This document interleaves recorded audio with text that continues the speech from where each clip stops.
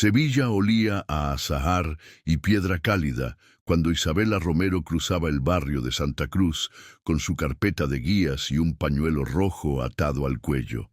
A los 24 años había aprendido a contar la ciudad como quien abre un cofre heredado, con cuidado, con orgullo, con un temblor secreto. Conducía grupos por patios con geranios, pasadizos de sombra y balcones que besaban el cielo. En cada esquina, la Giralda parecía mirarla como una vieja amiga que lo sabe todo. Pero lo que la torre no decía lo susurraba su abuela en la memoria. Hay cartas que nunca llegaron y apellidos que aún pesan. El apellido que pesaba no era el suyo, era el otro, Alarcón. Isabela evitaba pensarlo como se evita pronunciar un conjuro. De niña, Isabela había escuchado historias a media voz sobre una casa perdida y una promesa rota. Su abuela, Leonor, guardaba en una caja de latón un recorte amarillento y una llave antigua sin cerradura. Decía que la llave era de un patio que ya no les pertenecía y que un hombre de traje gris prometió devolver cuando todo se aclarase. Nunca se aclaró.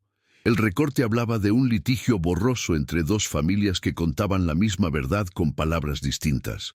Los Romero y los Alarcón dejaron de saludarse incluso antes de conocerse. Isabela creció entre mapas y silencios. Aquel lunes, el recorrido empezaba en la catedral y continuaría hacia el Archivo de Indias, la Plaza de España y el Parque de María Luisa. Isabela practicó frente al espejo su sonrisa que no prometía nada y lo ofrecía todo. Atención, historia, cuidado. Los turistas le pedían fotos y ella, paciente, corregía ligeras imprecisiones con dulzura. Este arco es mudéjar, no barroco, decía, y brillaba un instante. Al pasar por un patio con azulejos de Triana, escuchó una guitarra a lo lejos, bulerías que parecían latir con la ciudad.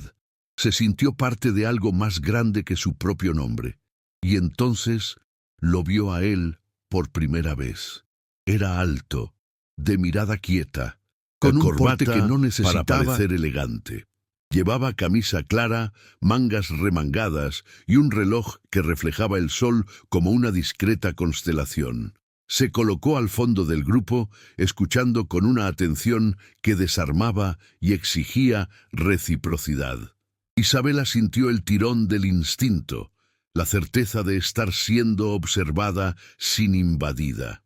Cuando terminó de explicar la leyenda de su zona, él esperó y se acercó sin prisa. «Gracias por la historia», dijo con voz baja como si temiera romper la luz. «Soy Alejandro Alarcón. ¿Alguna vez te han contado la tuya?» El apellido le atravesó como un viento repentino y la sonrisa de Isabela se tensó sin romperse. Podía haber dicho «mucho gusto» y seguir, pero algo en el modo de pronunciar Alarcón sonó antiguo. No era soberbia ni desafío, era una grieta cargada de preguntas. «Las historias se cuentan mejor caminando», respondió ella, y le indicó la dirección hacia el archivo. Mientras el grupo avanzaba, sintió sus ojos sobre la espalda, no con insistencia, sino con una ternura que descolocaba. Alejandro mantuvo la distancia justa, como si respetara un límite que aún no conocía. La ciudad, entre ambos, parecía hablar un idioma particular. Días después, volvió a cruzárselo en el mercado de Triana, frente a un puesto de aceitunas aliñadas con naranja y tomillo. Él probó una, sonrió y comentó algo sobre un sabor que le recordaba a Madrid después de la lluvia. Isabela pensó que la nostalgia necesita menos palabras que la soberbia y le ofreció una recomendación de tapas en la calle Betis. Caminaron sin programa, bordeando el Guadalquivir ardiendo en reflejos. El viento jugaba con el pañuelo de ella y los silencios no pesaban. «Trabajo con restauraciones y patrimonio», dijo él al fin, esquivando la mitad de las verdades. Ella no preguntó por la otra mitad, aún no. 7. En los puentes, los candados contaban promesas de desconocidos. Isabela hacía bromas sobre amores que se oxidan, y él reía como quien entiende el chiste y el fondo del chiste. Ella advirtió sus manos, grandes, tranquilas, con un gesto de cuidado al sostener cualquier cosa. ¿Vienes mucho por trabajo?, preguntó, midiendo el tono. Vengo cuando algo me llama, respondió, y Sevilla parecía un nombre propio en sus labios. Se sentaron un momento mirando el agua lenta. No se tocaron, pero el aire entre ellos tenía temperatura. Esa noche, ya en su apartamento, Isabela buscó la caja de latón de su abuela. La llave estaba donde siempre, fría y obstinada. En el recorte, subrayado con tinta azul, aparecía una dirección del barrio de Santa Cruz. Isabela había pasado 1000 veces por allí sin saber que era una herida. La nota mencionaba un acuerdo informal y un compromiso de devolución nunca cumplidos. Un nombre garabateado al margen, Eusebio Alarcón, el padre de Alejandro, intuía. Al día siguiente, Alejandro apareció otra vez en el recorrido, como si hubiese decidido aprender Sevilla desde la cadencia de su voz. Isabela notó que no tomaba fotos como los demás, sino notas en una libreta sobria. Cuando ella habló del patio de las doncellas en el Real Alcázar, él dejó de escribir y la miró largo rato. Hay patios que recuerdan los pasos de quien los habitó, dijo él sin venir a cuento. La frase le rozó la piel y la memoria a Isabela al mismo tiempo. Ella cambió el tema con profesionalidad, pero la frase se quedó. Esa noche soñó con azulejos que abrían puertas. La feria de abril llegó como un incendio de colores y farolillos. Una amiga invitó a Isabela a una caseta pequeña, de familia, donde el flamenco no era espectáculo sino respiración. Al entrar, lo vio. Alejandro hablaba con un señor que parecía conocer a todos, estrechando manos con discreción. Cuando sus miradas se encontraron, la música pareció bajar un poco, como si les hiciera sitio. Bailaron una sevillana torpe y luminosa, riendo por los tropiezos. La mano de él en la cintura de ella pesaba lo justo, prometiendo cuidado y pidiendo permiso. No hubo beso. No hizo falta para que ardieran. Al salir, caminaron entre farolillos y risas que se alejaban. El suelo de albero marcaba sus pasos como si quisiera guardarlos. Mi padre me enseñó a escuchar las paredes, confesó él, con un humor triste. Las paredes de Sevilla cuentan mucho, dijo Isabela, y sintió la tentación de decir, y también callan.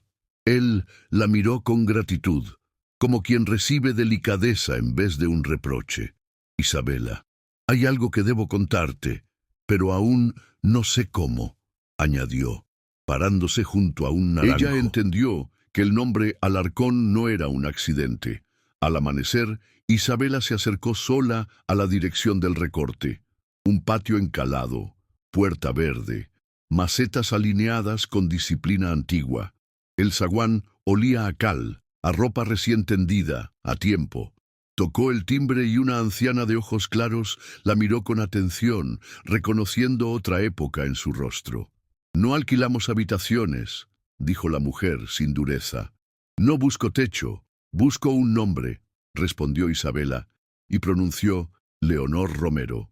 Anciana apretó los labios, invitándola a pasar sin más palabras. En el patio, una fuente repetía una memoria líquida. Su abuela cantaba bajito cuando barría, dijo la anciana, entregando a Isabela una postal vieja. En la postal, un patio muy semejante sostenía sombras felices. Ustedes vivieron aquí, añadió, hasta que, ya sabe. Isabela no supo si sabía. La mujer señaló un azulejo agrietado. Debajo, alguien escondió una carta que nadie se atrevió a leer en voz alta. Isabela sintió el latido en las sienes. La carta existía, o había existido, y comprendió que Sevilla a veces guarda la verdad en la fisura de una losa. Esa tarde, en las setas de Sevilla, se encontró con Alejandro por casualidad o por destino. La ciudad parecía extenderse como un mapa desplegado bajo sus pies. Fui a la dirección del recorte, dijo ella sin rodeos. Él no se sorprendió. Yo también estuve y hablé con un abogado viejo que recuerda a tu abuelo. Isabela lo miró como si una línea invisible se tensara entre los dos. Estamos caminando sobre la misma historia por lados distintos, murmuró, y solo nos queda encontrarnos en el centro, respondió él, casi en un ruego.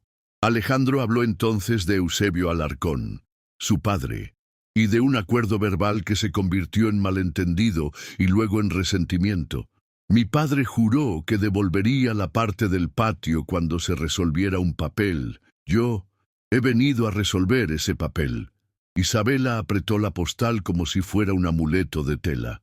Mi abuela guardó una carta que podía aclararlo todo, pero desapareció, dijo con la voz afinada por el miedo y la esperanza. Se miraron un tiempo que no sabían medir, oyendo el rumor de la ciudad que seguía viva debajo. Busquemos juntos, propuso él sin condiciones. Ella asintió, con una valentía que solo el amor sabe encender. En el archivo de Indias, la luz entraba por ventanas altas y acariciaba legajos que olían a madera vieja. Un archivero llamado don Ramón escuchó sus nombres y frunció el ceño con un interés profesional. Los Romero y los Alarcón han dejado rastro, dijo, sacando un índice amarillento. Isabela sintió una lealtad que le nacía en las manos, como si su abuela la guiara entre números. Alejandro a su lado sostenía la libreta con un respeto nuevo, como si se supiera invitado. Buscaron protocolos de los años 60, firmas que parecían idénticas, sellos con tinta diluida. Al tercer tomo apareció un expediente con el título que dolía Cofre Patio, Santa Cruz. El expediente hablaba de una venta condicionada, de una promesa de recompra y de un inventario de macetas y bancos de hierro. Al margen, una nota. A la espera de carta de Leonor Romero que aclare la intención. Isabela sintió que el aire aflojaba en su pecho. Alejandro encontró una segunda nota, de otra mano. Revisar copia en poder de Crespo. ¿Quién es Crespo?, preguntó Isabela, como si ese apellido fuese una sombra nueva. Don Ramón alzó las cejas. Un gestor de la época. Algunos dicen que supo guardar demasiado, bien ciertos secretos. La carta podía estar aún en Sevilla, dormida en un cajón equivocado. Salieron del archivo con el sol de media tarde dorándoles los hombros. Caminaron en silencio hasta la Plaza de España, donde el agua repetía arcos sobre azulejos. Si encontramos la carta, todo se ordena, dijo Alejandro, más para sí que para ella. Isabela tocó el borde de la postal con el pulgar. No quiero perderte por una verdad mal contada. Él la miró con una incredulidad que era alegría. ¿Perderme? Ella sostuvo la mirada sin huir, y el mundo se volvió sencillo por un instante. Un grupo tocó unas sevillanas, y la ciudad aprobó sin pedir permisos. La pista de Crespo los llevó a una librería de viejo en la Alfalfa, donde los libros parecían exhalar polvo de secretos. El dueño, un hombre de barba blanca y ojos listos, los escuchó con paciencia de gato. Crespo murió hace años. Su sobrino trae a veces cajas cerradas de su piso, comentó, señalando un altillo. Mientras esperaban, Isabela sintió el roce de la mano de Alejandro en la madera del mostrador a centímetros de la suya. No se tocaron, y sin embargo fue un tacto. El sobrino llegó con una caja atada con cuerda fina, dentro de la cual había sobres, plumas, sellos y un cuaderno con tapas azules. En la primera página, un nombre temblaba: Leonor. El cuaderno no era la carta, pero contenía entradas con fechas, visitas y una mención obsesiva a la llave del patio.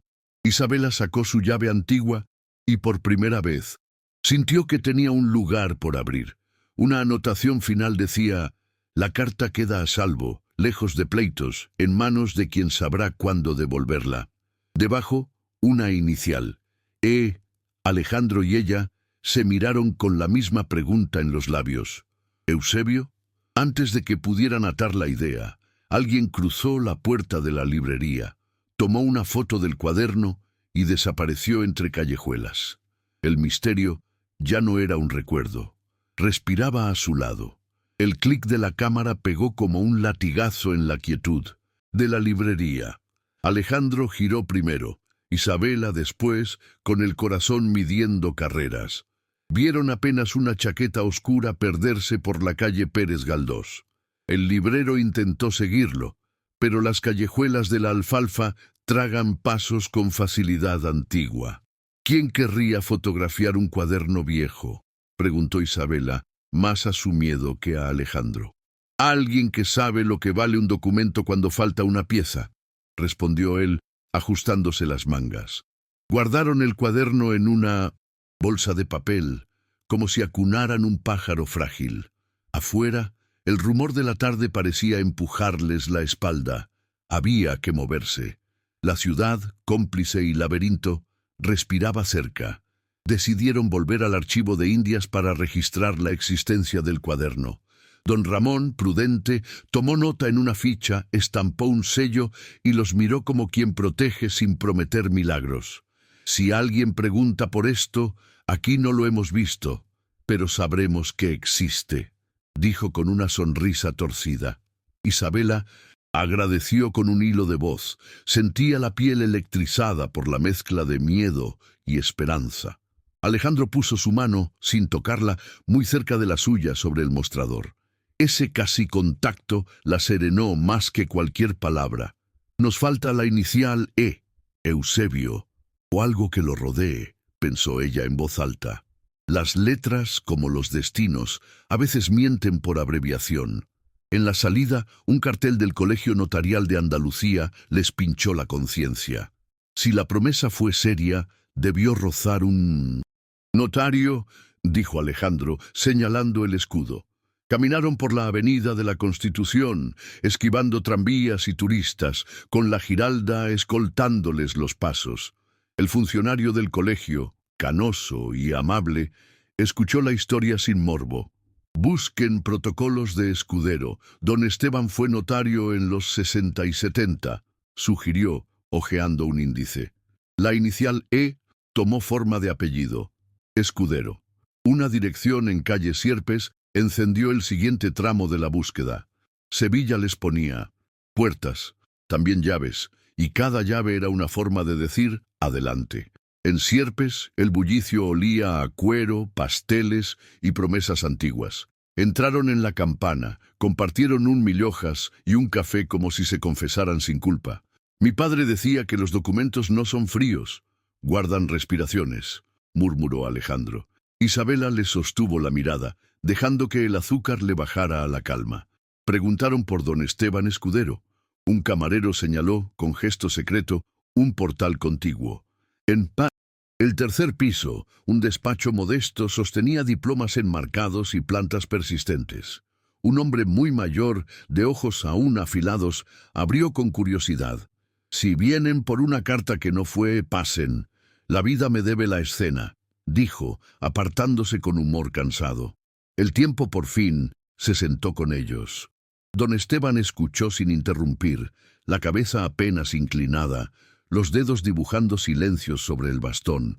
Recordaba a Leonor Romero, con voz de casa, y a Eusebio Alarcón, con prisa de hijo. Hubo, sí, una carta de intención y un depósito notarial para asegurar la devolución del patio cuando se saldara un préstamo. Pero alguien guardó demasiado. Crespo, gestor listo, demoró la entrega hasta que la vida cambió de dueño. Suspiró el notario. Abrió un archivo de piel en la estantería más alta y sacó un resguardo amarillento. «Lo conservé por dignidad. No se entrega lo que podría encender un pleito sin justicia». Alejandro sintió el pulso en la garganta. Isabela, calor en los ojos. «Ahora quizá toca devolverlo al mundo». Y tendió un sobre lacrado, ascético como un juramento. El sobre contenía una instrucción. «Si Leonor o sus herederos presentan la llave del patio, entréguese esta copia». Isabela, temblando, puso su llave antigua sobre el escritorio. Don Esteban sonrió, como quienes ven cerrar el círculo sin ruido. Rompió el lacre con pulso fiel y extendió 2 hojas a la luz de la ventana. La carta de Eusebio era clara. Reconocía el carácter temporal de la venta y la obligación moral de devolver el patio cuando se saldara la deuda. Anexaba un croquis toscamente dibujado, señalando un banco de azulejos junto a una fuente. Bajo el banco, cofre. Dentro, recibo y segunda carta. Los tres se miraron, cada uno convertido en guardián del mismo latido. Sevilla, desde la calle, parecía asentir. Salieron con el sobre memorizado, el corazón en marcha. El plan era regresar al patio encalado de Santa Cruz y pedir a la anciana permiso para inspeccionar el banco.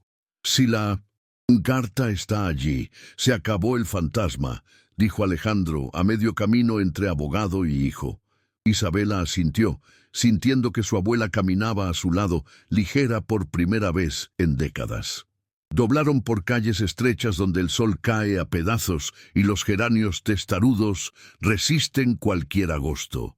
En la puerta verde, la anciana los recibió con un silencio que escuchaba. «Traemos verdad y llave», dijo Isabela, mostrando el metal heredado. «Entonces pasen, los patios reconocen a los suyos», murmuró la mujer abriendo la casa. El agua de la fuente afinó su música. Ante el banco de azulejos, Isabela se arrodilló con respeto de altar. El croquis encajaba como si el tiempo hubiese obedecido al dibujo. Alejandro palpó el borde inferior y notó un tornillo mínimo hundido en la grieta de un azulejo.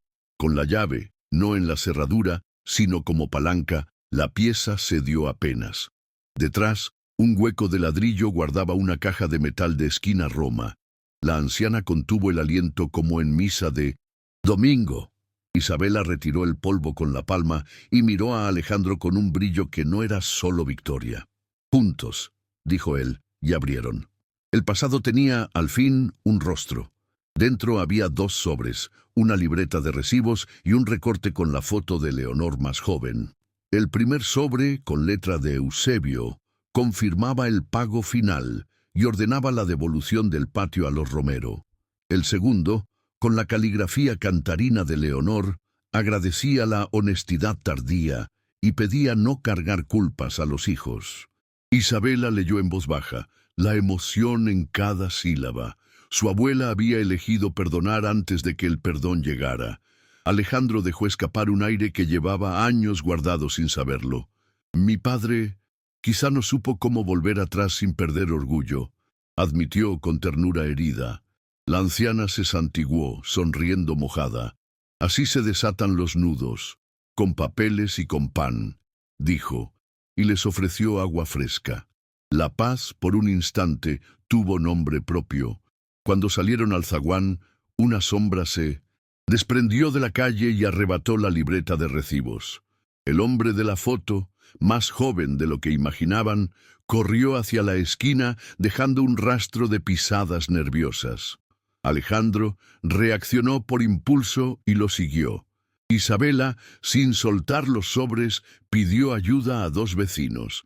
En la plaza de Doña Elvira, un guitarrista interrumpió un acorde y se interpuso con un gesto seco. El ladrón dudó lo suficiente para que Alejandro alcanzara la libreta. «¿Por qué?», preguntó sin violencia, como si quisiera comprender. «Crespo era mi tío. No quería que perdieran nuestro piso», escupió el muchacho, más rabia que cálculo. Isabela, con un hilo de compasión, respondió: «No es perder si se repara la verdad». El silencio bajó como una sombra fresca. Llamaron a la policía, pero Alejandro pidió no denunciar si devolvía cualquier copia de documentos. El sobrino entregó un pendrive con fotos del cuaderno de Crespo y la promesa de no vender la historia. «Esto no es negocio, es casa», dijo. Isabela, guardando el dispositivo como quien guarda un aprendizaje. Los vecinos, testigos de barrio, avalaron la restitución simple. A veces la justicia cabe en una plaza pequeña. La anciana invitó al muchacho a un vaso de agua, como si el perdón necesitara una excusa doméstica. El calor de la tarde se volvió habitable otra vez. Alejandro miró a Isabela con algo viejo y algo nuevo en los ojos. «Lo logramos», dijo él, y no hablaba de papeles. El amor respiró, sin pedir aplausos. Con los documentos ordenados, llevaron copias al archivo y al despacho de don Esteban. El notario, casi solemne, redactó un acta de entrega y otra de cierre moral del asunto. Alejandro firmó como Alarcón que devuelve, Isabela como Romero que recibe y comparte. «Propongo algo», dijo él, mirando el patio como a un futuro. «Crear aquí una casa cultural, patio de las cartas». Isabela sonrió con sorpresa y asentimiento, esa mezcla rara que trae destino y proyecto. La anciana apoyó con un aplauso mínimo. «Que los niños aprendan a leer perdones». Los vecinos ofrecieron manos para reparar grietas, pintar cal, revivir macetas. Sevilla, maestra de reconciliaciones lentas, ya estaba trabajando. El papel, por fin, se convirtió en gesto. Esa noche cruzaron el puente de Triana con las luces marcando sus perfiles. El Guadalquivir parecía un espejo que también sabía su historia. Se detuvieron a mitad del arco, donde el viento limpia las palabras inútiles. «No te prometo perfección, Isabela, pero te ofrezco verdad», dijo Alejandro con voz limpia. Ella dio un paso hasta sentir el calor de su respiración, nada más. «Yo tampoco prometo siempre entenderte, prometo quedarme para intentarlo», respondió. Hubo un abrazo que quitó frío y no pidió más.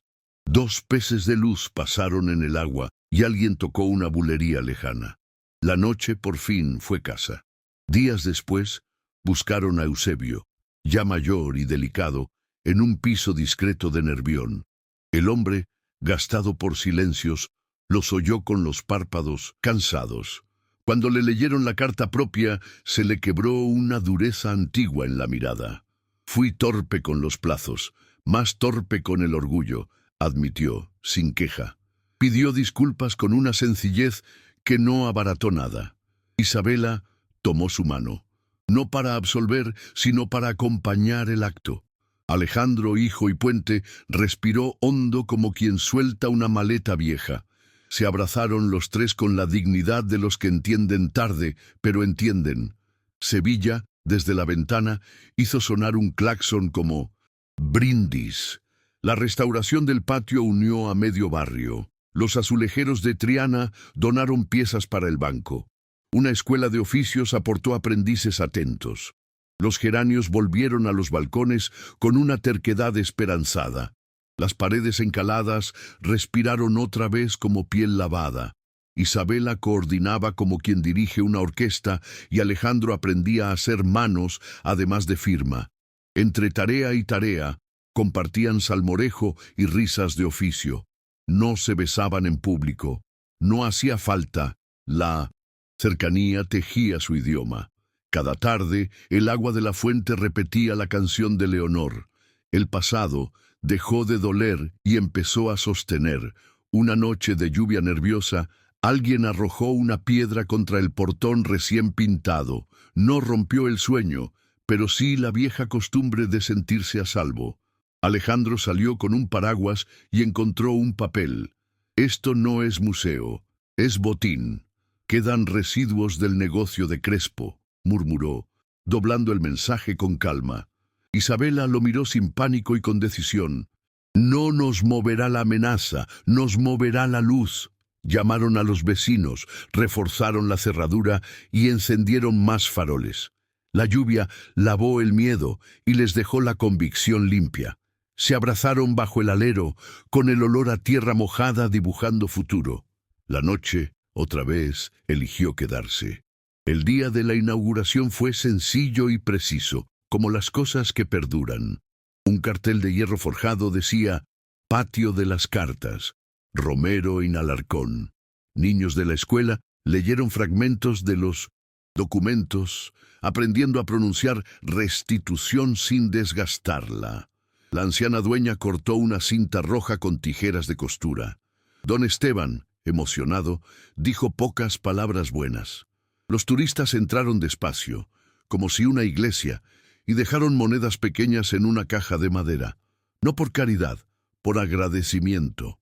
Alejandro buscó a Isabela con la mirada y la encontró sonriendo por dentro. Se supieron equipo antes que destino.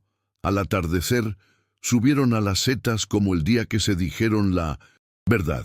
La ciudad extendida parecía una partitura que ya sabían leer juntos. Alejandro sacó del bolsillo la llave antigua, no para un gesto teatral, sino para una decisión tranquila. ¿La guardamos en el patio o la llevas contigo?, preguntó. Isabela la sostuvo, sintió su peso y la devolvió a su mano. Guárdala tú. Eres el puente entre lo que fue y lo que viene. No hablaron de matrimonio ni de fechas. Hablaron de seguir, de abrir, los dos, lo que toque abrir. El sol, detrás de la Giralda, hizo una reverencia lenta. Cerraron el día paseando junto a la Torre del Oro. Las luces del río se movían como promesas que no necesitan juramento. Hay amores que se explican. Este se entiende, dijo Isabela, apoyando la frente en su hombro. Alejandro respondió con un silencio pleno, de esos que dicen «estoy». En un banco compartieron pestiños y una botella de manzanilla que alguien les regaló en Triana. Rieron por nada, hablaron de todo, imaginaron viajes y regresos a la misma casa. El aire traía guitarras y conversaciones de bares abiertos. Se sintieron ciudadanos de una patria íntima con nombre de patio. La noche, generosa, les dio tiempo. Cuando volvieron al patio de las cartas, la fuente seguía cantando su pieza breve. Isabela apoyó la mano sobre el banco restaurado y cerró los ojos. Escuchó a Leonor, finalmente en paz. Alejandro dejó la llave en una vitrina humilde con un rótulo que decía «Para abrir lo que el orgullo cerró». No hubo beso largo ni promesas solemnes. Presencia, calor de hombro, respiraciones acompasadas. La ciudad, afuera, continuó siendo Sevilla, inagotable, verdadera, cómplice, y ellos, adentro, comenzaron una vida que no necesitaba atajos. Porque el amor, cuando se sabe casa, no grita, pertenece. Y el pasado, cuando se entiende, no encadena, sostiene. A veces el amor no llega limpio ni fácil, susurró Isabela, pero llega para sanar. Habían pasado 6 meses desde la inauguración del patio de las cartas. El barrio de Santa Cruz reconocía como un lugar vivo, lleno de niños leyendo, turistas curiosos y vecinos que compartían historias alrededor de la fuente. Pero para Isabela y Alejandro, aquel patio era mucho más que un espacio cultural. Era el símbolo de que su amor había nacido del perdón y de la verdad. Cada mañana, Alejandro cruzaba el puente de Triana para comprar pan y naranjas en el mercado. Lo hacía con la naturalidad de quien ya no era visitante, sino parte de Sevilla. Isabela lo esperaba en el patio, organizando flores en los balcones y revisando la agenda de actividades. No eran grandes gestos los que definían su relación, sino esos detalles cotidianos que los hacían sentir hogar en cada mirada.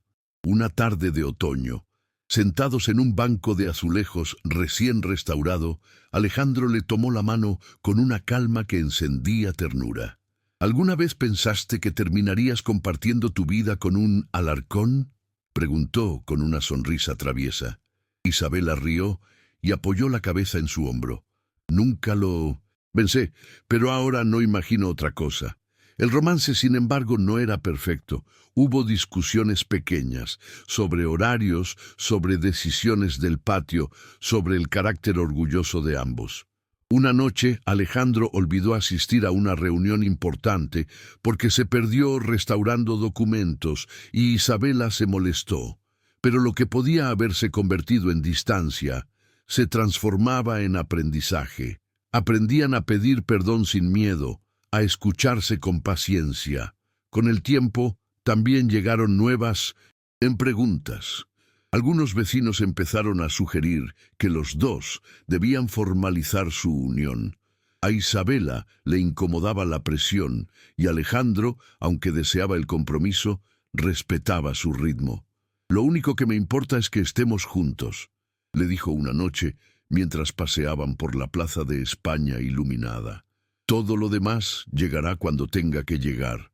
Una sombra del pasado volvió a cruzarse en sus vidas. El sobrino de Crespo apareció en el patio, esta vez con una propuesta diferente. Cuaderno con anotaciones que podían ampliar la historia de las familias, y quería donarlo al centro cultural. Alejandro dudó, pero Isabela lo recibió con un gesto firme. Este patio es para todos, incluso para quienes alguna vez se equivocaron, dijo. Aquel acto de generosidad consolidó aún más su relación. Entendieron que el amor no solo une a dos personas, también transforma el entorno. Una tarde de lluvia, mientras la ciudad olía a tierra mojada y azahar, Alejandro sorprendió a Isabela con una guitarra apoyada junto a la fuente. «No sé cantar bien, pero aprendí un par de acordes», admitió, ruborizado. Tocó una melodía torpe y dulce, y aunque desafinada, la canción quedó grabada en el corazón de Isabela como la declaración más sincera que jamás había recibido. El capítulo de sus vidas no cerraba con papeles ni con firmas, sino con momentos así: un paseo nocturno bajo los faroles, una discusión seguida de un abrazo, una risa compartida mientras cocinaban en el pequeño apartamento. Eran, al fin, un romance cotidiano, nacido de un pasado doloroso pero que se fortalecía con cada día vivido. Una noche, caminando por la orilla del Guadalquivir, Isabela se detuvo y lo miró con seriedad. «¿Sabes qué me asusta?», preguntó. «Dímelo. Que un día despertemos y todo esto parezca un sueño». Alejandro le tomó el rostro con ambas manos y le susurró: «Entonces prométeme que, aunque sea un sueño, nunca vamos a querer despertar». Y allí, bajo el reflejo dorado de la Torre del Oro, sellaron tranquilo la certeza de que el amor no siempre necesita grandes gestos. A veces basta con elegir, cada día, quedarse.